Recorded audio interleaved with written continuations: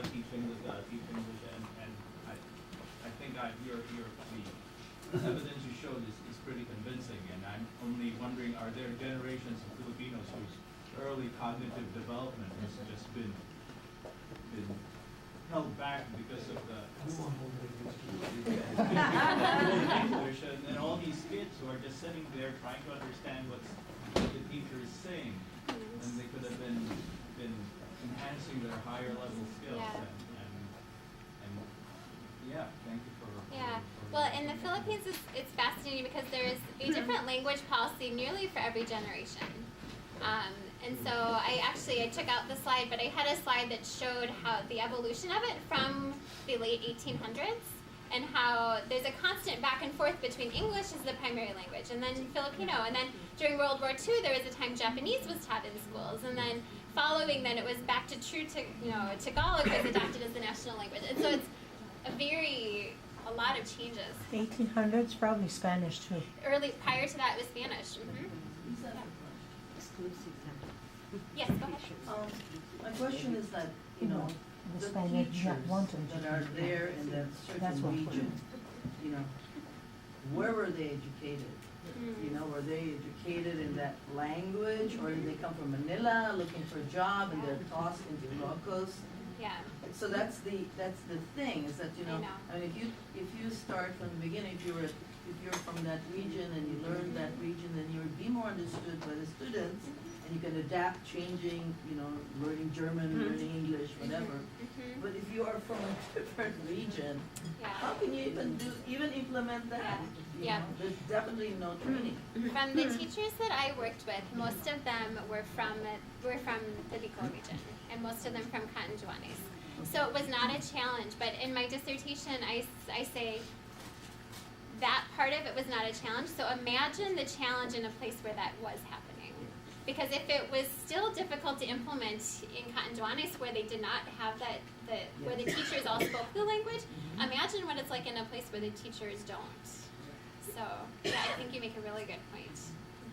I'm really curious. I always think about the end product, because that's our goal. That's actually our goal. So those who are having that whatever it is done up to the 3rd or 4th grade. What is the final product in the high school, and what is the final product in college, or if somebody goes to college? So well, the research actually suggests. I showed you some of the research, but the research that has been conducted for many, many years has said grade 3 is not enough. If you only do it till grade 3, you may not see the same benefits. That it actually has to have a mother tongue approach until about grade 6, and that at that point you've still had English and Filipino as a subject, and at that point you would be able to transition into high school in just Filipino and English. But they call it a late exit model versus an early exit model.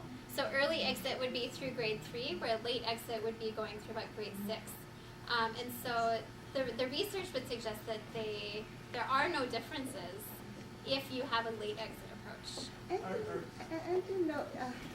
And also that, for example, there's also studies on languages, that if a new language is taught on a child younger than 9, they are more they can easily adapt to that language and speak it fluently. So I don't know how would do. I was waiting for somebody to say that. And if you think about in the United States, we have immersion schools, Spanish immersion schools, German, Chinese immersion schools. So why doesn't that apply, people would say. There is a difference between language minority students and language majority students.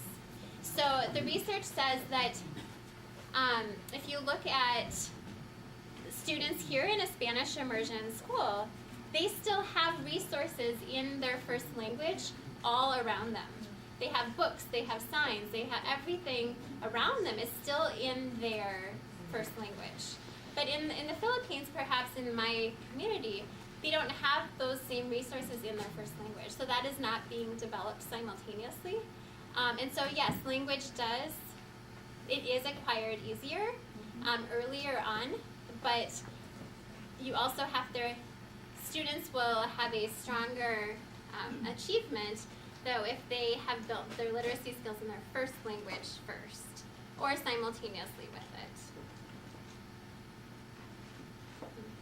And it seems counterintuitive to people. And I'm just suggesting what I have seen evidenced in the research, but it seems counterintuitive that, well, if I want my child to learn English, they should only learn in English. But there's that foundation that is so critical to building those skills. I think there's a question back here first, and then, or I'm not sure where. I just like, first, thank you. I've learned a lot, definitely. Just would want to clarify though. You've used Tagalog and Filipino interchangeably, and yeah. as far as I know, Yeah. Filipino is the official language, and another language is Tagalog. Tagalog, yeah. So I live in the Tagalog region, and it's indicated in one of the curricula, mother tongue, Filipino, and English. So I will still be learning in Tagalog, and also Filipino, and in English. Is that? Yeah. Yes. That's a good question, and I often do use them interchangeably, even though I know that there are slight differences. Yes. But yes. In general. In general, right. Because a good example would be Filipino word would be Celia, and Tagalog speakers will say, no, that's not. It's another word. Right. Okay? Right. It's a Filipino word. It's a Filipino word. Yeah. So, and then the other thing is, I don't know how some Lasolites would take this, but then I was from K to 10, and Lasolites are from K to 11. I think we turned out the same. Yeah, I'm really fascinated by how this is going to go, and I think that question comes down to quality too. Like it's what is being done Always within does. the schools, and differences between teachers too. I think we have a question here first. This is sort of related, but not really. But so I was born in Minnesota and learned English, and my parents never spoke to me in Ilocano, Tagalog, or Kapampangan. So, but I would hear them talk to each other.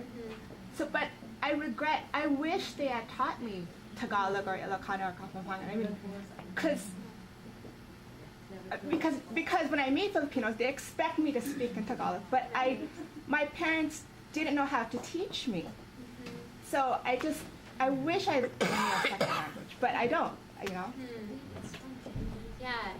There's actually a whole body of research on family language policy and how families choose to, how they choose to educate their students bilingually or not, and the reasons why. So I think that you actually have an interesting case study of your own family. So, thanks for sharing. You know, it's really a struggle, her problem, because we tried to teach our grandchildren Filipino, and we did all our best to speak to them in Filipino. But when my grandson went to school, practically the Filipino was forgotten. And so the younger grandchildren started to speak in English. So it's really a struggle. It is, and it's not unique to Filipino. I think this is common to all linguistic groups when you migrate to a different place, and so there's challenges, and from going from first generation to second generation individuals living in another place, there's less and less. It's maintained less and less. I just think it's sad. I mean, I want to learn the language, but my parents can't really they'll teach me a few things, but you know, the Chinese, they go to Chinese schools and they learn their Chinese, you know. So I wish we could have something like that. Yeah. You should support PCM because PCM is trying to Okay. start a language. I will sign up. One of our former school teacher of the year in Minnesota back there. So. Where in the Twin Cities did you teach, Lisa? I taught in Bloomington. Oh, yeah? No, I taught at Hillcrest Community School, and then after that, so I taught first and second grade, and then I left to go to the Philippines, and I did teacher training in the Philippines, and then I was fascinated by that work, so I came back and started my graduate school work, and so I've been working at Hamline for the last couple of years in their teacher education department. So now I get to work with teachers more. I would like to echo what Liga and the other people have said about thanking you for taking the time to come here and enlighten us.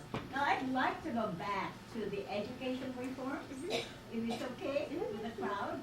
I'm trying, my thoughts keep going back to the basic 10 years and then the 12 years.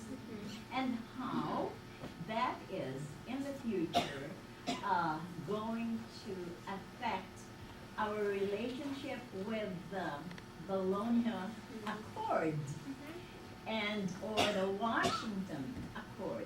Could you enlighten us on that area? Yeah. So the Bologna Accord they recognize 12 years of education. So if you were going to, and maybe you can help me recall the aspects of it, but in working, if you were going to be an overseas worker in a professional position, you would need 12 years of education to be recognized for in that Which position. puts us to a disadvantage if we remain on the 10-year basic education. Right. And so that is a challenge, and engineering particularly has been highlighted as requiring a 12-year basic education. But when that's not even an opportunity, there's that challenge. And so that is one of the rationale that people are using, saying this has to happen. But then the critics say, well, yeah, but there's a small percentage that actually go abroad. And so what about those that are remaining? You know, do we need to impose this on everybody when... And so that's the back and forth conversation about it. So it's... I think it's the I don't final have a good product answer. that I am really going. I mean, that is, I think, what should be the goal. What is our goal? And what is the final product we want to have? I think that's what we should be. Tom, you got a question over there? I just think that a major problem along with all of this has to do with the assessment. How do you go about assessing when you're assessing people in the mother tongue? First of all, not only is they're not trained, but you don't have a test. But then you're promoting them on a mother tongue competency, and then later they're shifting, which puts them at a disadvantage later. I also know that the private and public schools sort of have different goals for what they want their kids to obtain. And finally, when I lived in the Philippines and I was in charge of developing tests, I actually developed Filipino tests. Okay. But the problem with the Filipino tests that we were developing at the time was not only were they different from Tagalog, but we were dealing with the Institute of the Languages, Philippine Languages, Philippine Normal, for the schools had their own language, and UP. And those three couldn't quite get along. So it's hard for a non-speaking Filipino to get them to agree. But the more problematic was that the schools are saying that the street language, which is more Tagalog Filipino, put them at a disadvantage when they were using a language more pure that people really didn't actually use. Right. So there was sort of controversy around the assessment of the language, but also how did that apply in terms of the training of the schools, and when the people who sometimes talk Filipino were really Tagalog speakers. Not Filipino per se, but Tagalog. Well, and kind of along that, a lot of the trainers for the MTBMLE have been very staunch English-only advocates, and so how that has transferred as well. Yeah, the assessment issue is huge. I'll go back to the first part of your comment, that the assessment issue is really huge, and who is developing all of, and in which mother tongue is probably going to be one of those 12 languages. I think they're feeling their way. I don't know that that anyone knows exactly how it is going to develop, but that is going to be phased in, and so that is a key issue that is going to be.